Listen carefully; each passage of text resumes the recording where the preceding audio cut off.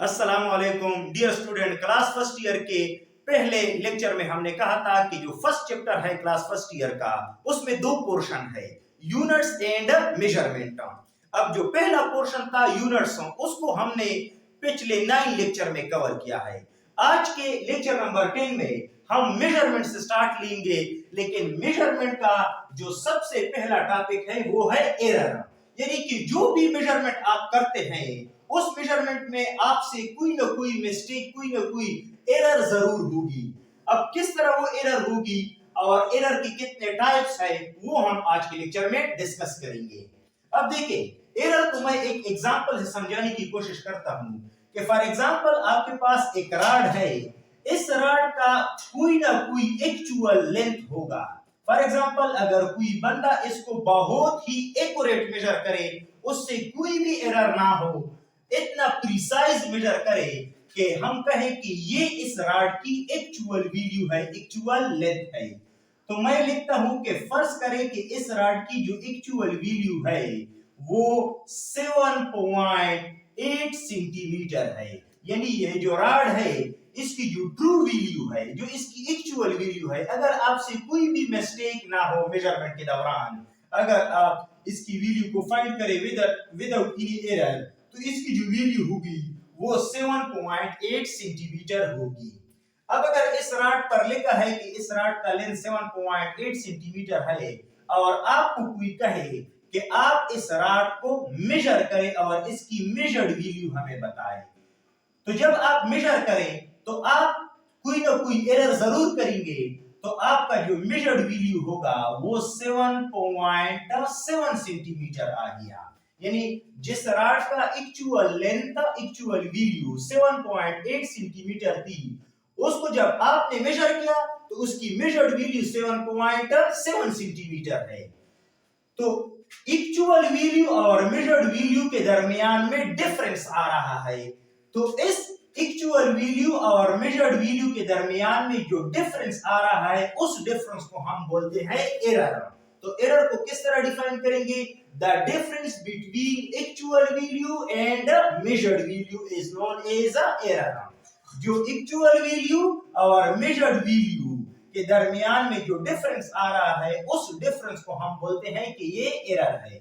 For example error formula मैं लिखता हूं कि actual value minus measured value. अब एक्चुअल वैल्यू जो है वो 7.8 सेंटीमीटर है और मेजर्ड वैल्यू 7.7 सेंटीमीटर है। 7.8 से जब आप 7.7 को सब्ट्रैक्ट करें तो ये 0.1 सेंटीमीटर आएगा। तो 0.1 सेंटीमीटर जो है वो इस मेजरमेंट में एरर आ गया है। तो जब एक्चुअल वैल्यू और मेजर्ड वैल्यू के दरमियान में डिफरेंस आ जाए उस डिफरेंस को हम बोलते हैं कि ये एरर है। अब एरर में जो actual value minus measured value है इसका आप एब्सोल्यूट लेंगे, क्योंकि जब आप एब्सोल्यूट लेंगे तो आपका जो रिजल्ट होगा वो पॉजिटिव होगा, क्योंकि एरर जो है एरर इज ऑलवेज पॉजिटिव।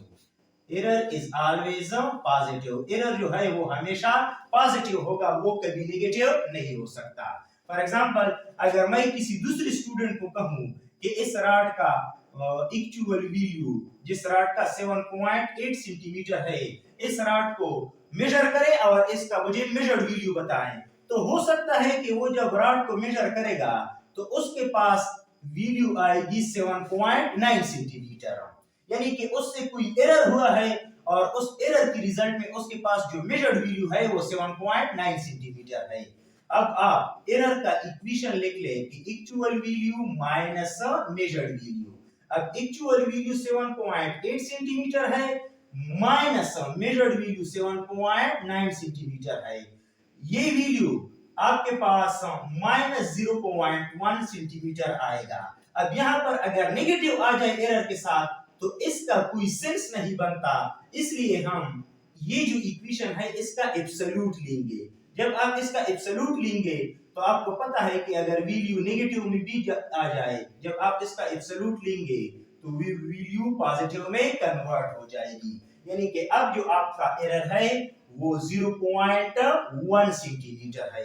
इस तरह जो भी आप मेजरमेंट करें, चाहे आप रॉड का लेंथ मेजर कर रहे हैं या कोई मास मेजर कर रहे हैं या आप एरिया मेजर कर रहे हैं, वॉल्यूम मेजर कर रहे हैं, स्पीड मेजर कर रहे हैं, जिस भी फिजिकल क्वांटिटी को आप मेजर करेंगे उसमें कोई ना कोई एरर जो है वो जरूर आएगा।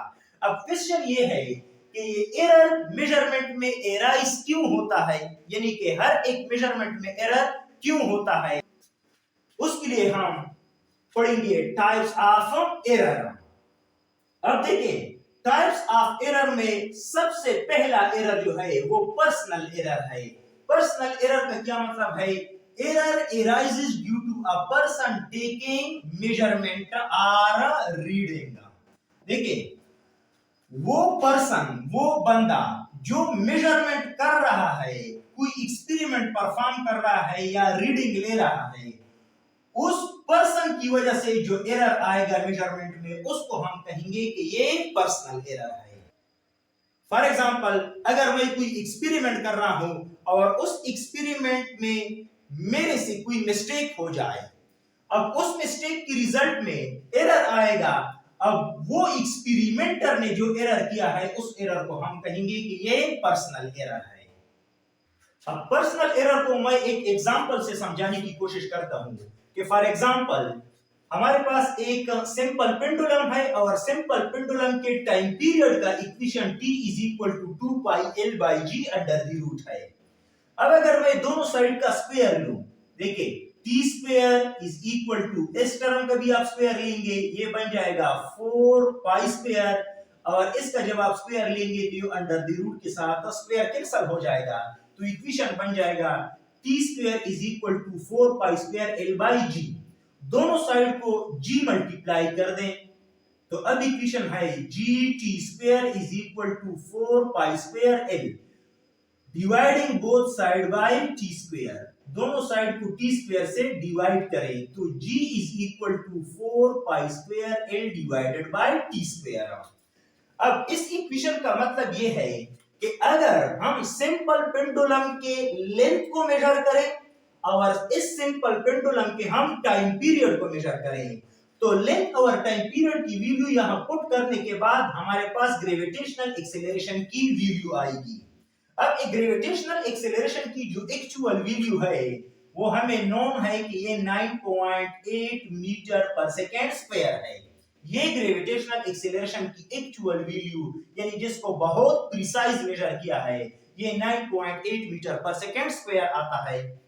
अब देखिए हम इस एक्सपेरिमेंट की मदद से g की वैल्यू को फाइंड करने की कोशिश करते हैं, तो हम उससे डिटेक्ट करेंगे कि किस तरह पर्सनल एरर जो है वो मेजरमेंट में पर्सनल एरर अकर होता है। अब देखिए पर्सनल एरर के काजेस क्या है, यानी पर्सनल एरर क्यों आता है मेजरमेंट में, तो वो आता है first of all carelessness of an experimenter,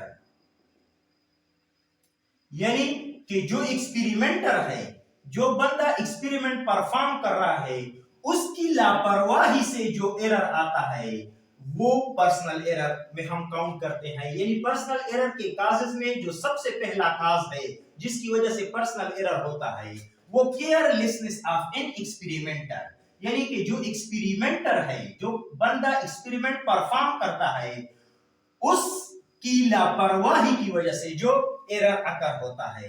for example देखें ये सिंपल पेंडुलम है, इस सिंपल पेंडुलम का एक हमने लेंथ फाइंड आउट करना है और दूसरा टाइम पीरियड हमने फाइंड आउट करना है। अब सिंपल पेंडुलम की टाइम पीरियड को किस तरह फाइंड करेंगे, सबसे पहले टाइम पीरियड को समझिए। फॉर एग्जांपल इस सिंपल पेंडुलम को मैं मीन पोजीशन से किसी एक्सट्रीम पोजीशन पर शिफ्ट करता हूं जिसको मैंने ए पॉइंट का नाम दिया। अब यहां से जब मैं सिंपल पेंडुलम को रिलीज करूंगा तो ये सेकेंड एक्सट्रीम यानी कि बी पॉइंट तक जाएगा और वापस बी पॉइंट से ए पॉइंट तक आएगा। यानी कि ये जो सिंपल पेंडुलम है, सिंपल पेंडुलम ये ए पॉइंट से ट्रेवल करेगा बी तक और बी से वापस ट्रेवल करेगा ए तक। जब ये ए तक वापस आएगा तो हम कहेंगे कि ये इस सिंपल पेंडुलम ने एक साइकिल कंप्लीट किया। जिस पॉइंट से इसने मोशन स्टार्ट किया वापस जब ये इस पॉइंट तक इस पॉइंट तक आएगा तो इसका एक साइकिल कंप्लीट होगा, और ये एक साइकिल जितने टाइम में कंप्लीट होगा उस टाइम को हम बोलते हैं कि ये टाइम पीरियड है। तो सबसे पहले हमने इस इक्वेशन में टाइम पीरियड को फाइंड करना होगा और फिर लेंथ को हमने फाइंड करना होगा। अब ये सिंपल पेंडुलम जो है इसका लेंथ अगर a is equal to 4.5 centimetre है तो हमने इसका टाइम पीरियड नोट करना होगा। टाइम पीरियड नोट करने के लिए मैंने कहा कि ये A पॉइंट से ये B पॉइंट तक जाएगा और B पॉइंट से जब वापस ये इस A पॉइंट तक आएगा तो उसका जो ड्यूरेशन है, जिस ड्यूरेशन में ये साइकिल कंप्लीट होगा उसको हम टाइम पीरियड बोलते हैं। अब फर्स्ट करें कि कोई बंदा एक्सपेरिमेंट परफॉर्म कर रहा है, वो इस A पॉइंट से इस मास को रिलीज करता है, वो मास ट्रेवल करके B पॉइंट तक आ गया और B से जब वापस ये यहां A पॉइंट तक पहुंचेगा तो तब हमने टाइम पीरियड को नोट करना होगा। लेकिन अगर एक्सपेरिमेंटर गलती करे, ये इस स्टॉपवॉच को इस पॉइंट पर स्टॉप ना करे और अब जो है वो वापस यहां तक ट्रेवल करे और इस पॉइंट पर वो स्टॉपवॉच को ऑफ करे, तो उसने जो टाइम पीरियड नोट किया वो एक साइकिल का नहीं नोट किया बल्कि सेकंड साइकिल शुरू हो चुका था कि उसने टाइम पीरियड को नोट किया। अब ये जो मिस्टेक है ये केयरलेसनेस ऑफ एन एक्सपेरिमेंटर, यानी एक्सपेरिमेंटर जो है उसकी लापरवाही की वजह से ये टाइम पीरियड गलत नोट हुआ है। जब टाइम पीरियड गलत नोट होगा तो जी की जो वैल्यू है उसमें भी एरर आएगा। तो यानी ये जो एरर है ये carelessness of an experimenter, experimenter ने लापरवाही की है, उसी वजह से ये एरर आ गया जी की वैल्यू में। अब सेकंड जो एरर आ सकता है पर्सनल एरर वो है improper knowledge, improper knowledge about the experiment, यानी कि जो एक्सपेरिमेंटर एक्सपेरिमेंट परफॉर्म कर रहा है उसको एक्सपेरिमेंट के बारे में प्रॉपर नॉलेज नहीं है। किस तरह प्रॉपर नॉलेज नहीं है? फॉर एग्जांपल ये एक्सपेरिमेंट में दो चीजें हैं, एक आपने लेंथ को नोट करना होगा और दूसरा टाइम पीरियड को। अब अगर एक बंदा है वो जी की वैल्यू को फाइंड करने की कोशिश करता है with the help of simple pendulum, लेकिन उसको ये पता नहीं है कि हम इस लेंथ को किस तरह मेजर करेंगे। तो सिंपल पेंडुलम का जो लेंथ है, लेंथ की वो ये जो स्ट्रिंग है यहां तक इसका लेंथ, इसको अगर हम नाम दे कि ये एल प्राइम है, और ये जो मास आपने अटैच किया है, जो स्फीयर आपने अटैच किया है, इसका जो रेडियस है यानी कि इसका रेडियस आर और एल प्राइम, इसको जब आप ऐड करें तो इससे रिजल्ट आएगा एल। यानी कि सिंपल पेंडुलम में जो लेंथ आप लेंगे वो इस स्ट्रिंग प्लस रेडियस, स्ट्रिंग का लेंथ प्लस रेडियस, इसको आप ऐड करेंगे, उससे जो रिजल्ट आएगा वो total length of simple pendulum होगा। अब अगर कोई बंदा ये करे कि यहां से यहां तक जो लेंथ है इसको अगर एल बोल दे तो इसका मतलब यह है कि उसको एक्सपेरिमेंट के बारे में प्रॉपर नॉलेज नहीं है। उसको एल जो है वो एल प्राइम प्लस आर के बराबर लेना चाहिए था, लेकिन उसने एल को, ये जो लेंथ है वो सिर्फ लेंथ ऑफ स्ट्रिंग कंसीडर किया है। तो इसने ये जो आर रेडियस ऑफ स्फीयर है इसको इग्नोर किया है। जब इसको वो इग्नोर करेगा तो इग्नोर करने की वजह से यहां पर जो एल था वो गलत पुट करेगा, उससे जो जी की वैल्यू है वो भी गलत आएगी, यानी जी में एरर आएगा। अब ये जो एरर हुआ है एक्सपेरिमेंटर से वो इम्प्रॉपर नॉलेज की वजह से आ गया है, यानी एक्सपेरिमेंटर को इस एक्सपेरिमेंट के बारे में कंप्लीट नॉलेज नहीं था, इसी वजह से ये एरर आ गया है।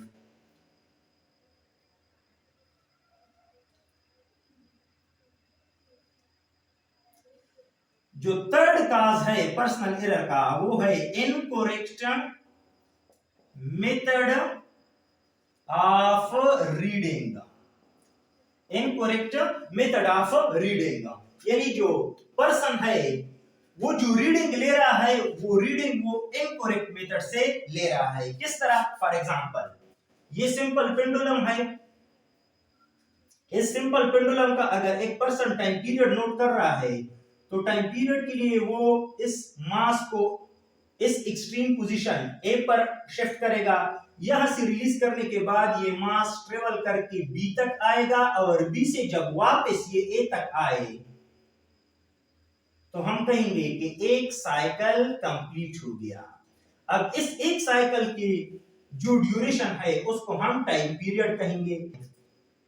लेकिन अगर एक्सपेरिमेंटर से ये मिस्टेक हो जाए कि वो जब ऑब्जेक्ट ए पॉइंट से बी पॉइंट तक ट्रेवल करता है, ये ए पॉइंट से अगर ऑब्जेक्ट बी पॉइंट तक पहुंच गया तो ए से बी तक पहुंचने के लिए जो टाइम लगा उसको एक्सपेरिमेंटर ने टाइम पीरियड बोल दिया।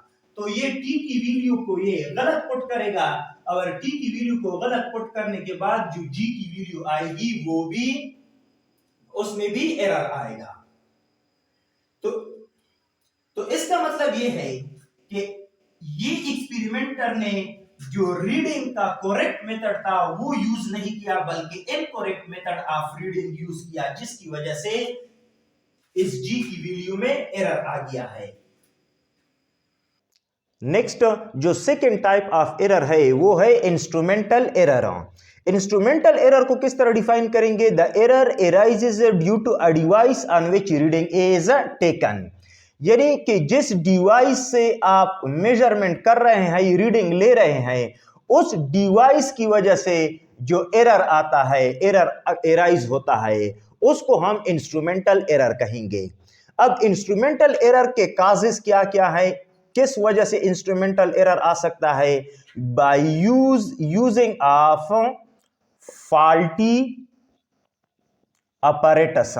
अगर आप कोई ऐसा अपैरेटस, ऐसा इंस्ट्रूमेंट यूज कर रहे हैं रीडिंग के लिए जो इंस्ट्रूमेंट खराब है, तो खराब इंस्ट्रूमेंट से भी एक एरर आ सकता है आपके मेजरमेंट में, उसको हम कहेंगे कि ये इंस्ट्रूमेंटल एरर है। किस तरह? देखें, हमने पहले कहा है कि जी की वैल्यू को फाइंड करने के लिए ये इक्वेशन है जब हम जी को सिंपल पेंडुलम के साथ फाइंड करते हैं। अब देखें, अगर आप इस टाइम पीरियड को नोट करने के लिए एक फॉल्टी स्टॉप वॉच इस्तेमाल करते हैं, यानी एक ऐसा स्टॉप वॉच आप इस्तेमाल करते हैं जो कि पहले से खराब है, तो इसकी वजह से जो आप टाइम पीरियड नोट करेंगे तो खराब स्टॉप वॉच तो सही टाइम पीरियड नोट नहीं कर सकता। आप यहां पर जो टाइम पीरियड नोट करेंगे वो टाइम पीरियड ठीक नहीं होगा, टाइम पीरियड में एरर आएगा। जब टाइम पीरियड में एरर होगा तो आपके पास जी की वैल्यू भी ठीक नहीं आएगी। तो इसका मतलब यह है कि फॉल्टी इंस्ट्रूमेंट इस्तेमाल करने की वजह से जो एरर एराइज होता है उसको हम इंस्ट्रूमेंटल एरर में काउंट करेंगे। सेकंड जो काज है इसका वो है पुअर कैलिब्रेशन। पुअर कैलिब्रेशन का मतलब यह है कि फॉर एग्जांपल आप ये सिंपल पेंडुलम का अगर आप लेंथ फाइंड करते हैं तो उसके लिए आप मीटर रूल का इस्तेमाल करेंगे। यहां तक स्ट्रिंग का लेंथ हो गया और यहां से यहां तक आप स्फीयर के रेडियाई को मेजर करेंगे। अब ये स्फीयर की रेडियाई को मेजर करने के लिए अगर आप वर्नियर कैलिपर का इस्तेमाल करते हैं और ये जो सिंपल पेंडुलम का स्ट्रिंग है, इस स्ट्रिंग के लेंथ को मेजर करने के लिए, रेडियाई को मेजर करने के लिए आप वर्नियर कैलिपर का इस्तेमाल करेंगे और ये जो स्ट्रिंग का लेंथ है इसको मेजर करने के लिए आप मीटर रॉड का इस्तेमाल करेंगे।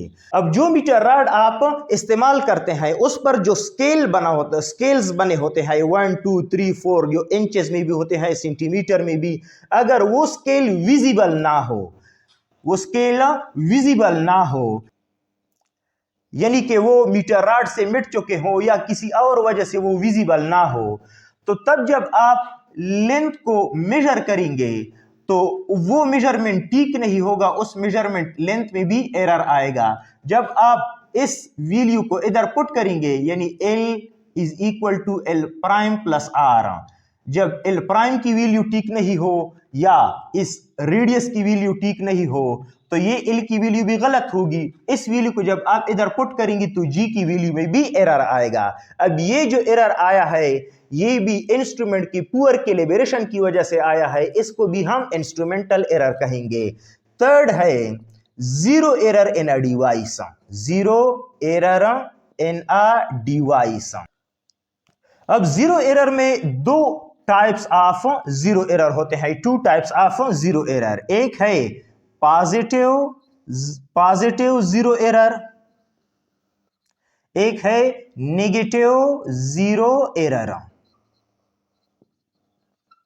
Negative zero error, zero error में टू टाइप है जीरो एरर के, एक पॉजिटिव एक नेगेटिव। अब पॉजिटिव और नेगेटिव एरर का क्या मतलब है, इसके लिए मैं एक एग्जांपल लेता हूं कि फॉर एग्जांपल ये गाड़ी का स्पीड मीटर है, ये स्पीड मीटर का स्क्रीन है, इस पर नंबर लेके गए हैं 0, 10, 20, 30, 40, यानी कि ये जो स्पीड मीटर है ये 40 मीटर पर सेकेंड की स्पीड को मेजर कर सकता है।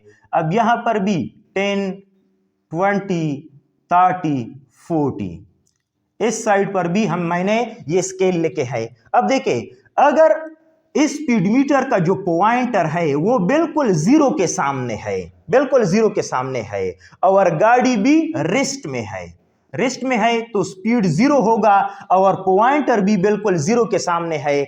तो इसका मतलब यह है कि अब इस डिवाइस में, इस स्पीड मीटर में कोई जीरो एरर नहीं है, यानी कि जीरो एरर जो है वो जीरो के बराबर है, यानी कि इस डिवाइस में किसी किस्म का कोई जीरो एरर मौजूद नहीं है।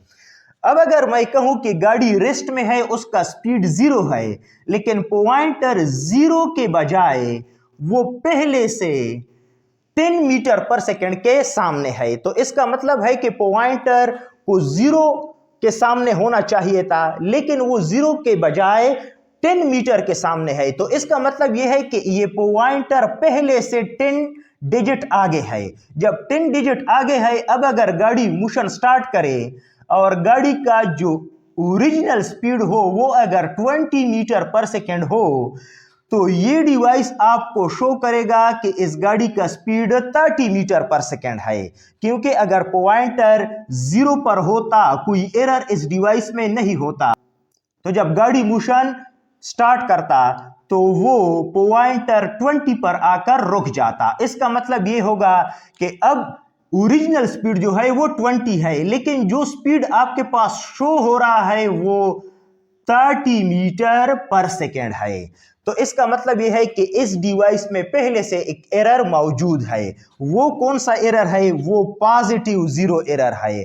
पॉजिटिव जीरो एरर में जो पॉइंटर होता है, pointer lies next to zero, जो पॉइंटर है वो जीरो से आगे होता है। जब पॉइंटर जीरो से आगे होता है तो उसको हम बोलते हैं कि ये पॉजिटिव एरर है, और इस डिवाइस में जो पॉजिटिव एरर है वो 10 मीटर पर सेकेंड है।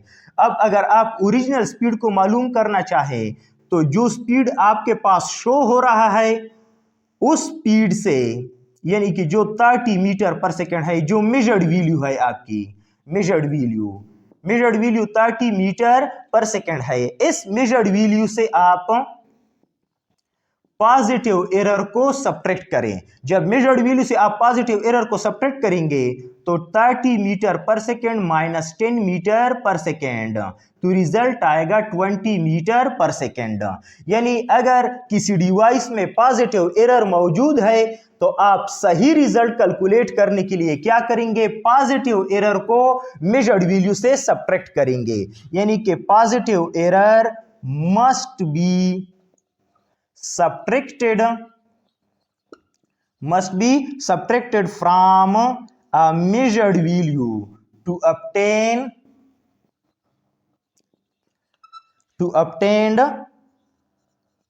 correct reading या to correct result।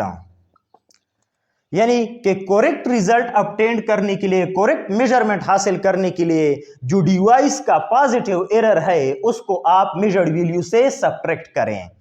अब नेगेटिव एरर का क्या मतलब है? फॉर एग्जांपल ये जो पॉइंटर है, पॉइंटर ये पहले से इस जीरो से बिहाइंड लाई करता है, जीरो से बिहाइंड लाई करता है 10 डिजिट, तो इसको हम कहेंगे कि ये नेगेटिव जीरो एरर है। द एरर यानी कि पॉइंटर लाइज, नेगेटिव एरर का मतलब है कि the pointer lies behind the zero, pointer जो है वो जीरो से पीछे है, तो इसका मतलब है कि ये जो जीरो एरर है इसको हम कहेंगे कि ये नेगेटिव जीरो एरर है। और नेगेटिव जीरो एरर जो डिवाइस में है इसको मेजर्ड वैल्यू के साथ ऐड करना होगा। Negative error must be added to a measured value, जो मेजर्ड वैल्यू है उसमें आप नेगेटिव एरर को ऐड करेंगे।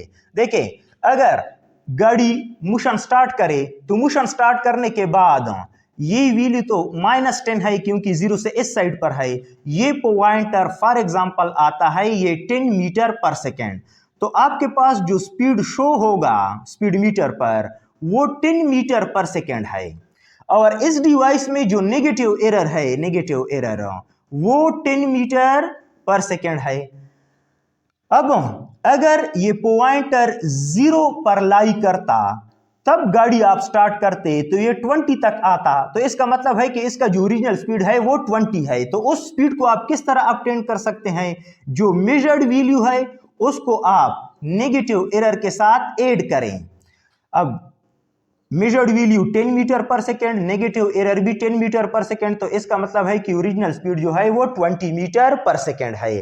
तो ये याद रखें कि जो पॉजिटिव एरर है उसको आपने हमेशा सब्ट्रैक्ट करना होगा मेजर्ड वैल्यू से, और नेगेटिव एरर जो है उसको आपने ऐड करना होगा। रीजन मैंने बता दिया कि ओरिजिनल स्पीड जो गाड़ी का है उसको अगर आप मालूम करना चाहते हैं तो वो तब आप कर सकते हैं जब पॉजिटिव एरर को आप सब्ट्रैक्ट करें और नेगेटिव एरर को आप ऐड करें।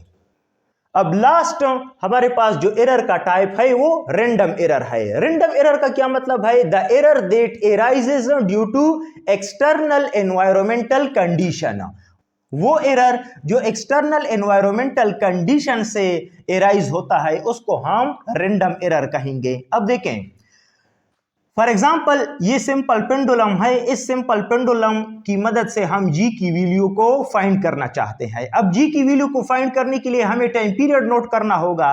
अब अगर हम इस सिंपल पेंडुलम को एक्सट्रीम पोजीशन पर लाएं और यहां से हम इसके एक साइकिल का जो टाइम है वो नोट करना चाहे, तो जैसे ही हम इसको रिलीज करें अगर फौरन से एयर रेजिस्टेंस में चेंज आता है, यानी कि एयर जो है वो मूवमेंट स्टार्ट करता है, तो हमारे पास जो टाइम पीरियड नोट होगा वो करेक्ट नहीं होगा, टाइम पीरियड में मिस्टेक, टाइम पीरियड में एरर आएगा। जब इस टाइम पीरियड को हम पुट करेंगे तो जी की वैल्यू भी एक्चुअल वैल्यू से डिफर होगी, यानी कि एरर एराइज होगा। तो इस तरह के एरर को हम कहेंगे कि ये रैंडम एरर है, क्योंकि ये एक एक्सटर्नल एनवायरमेंटल कंडीशन जो एयर रेजिस्टेंस है इससे अकर होता है।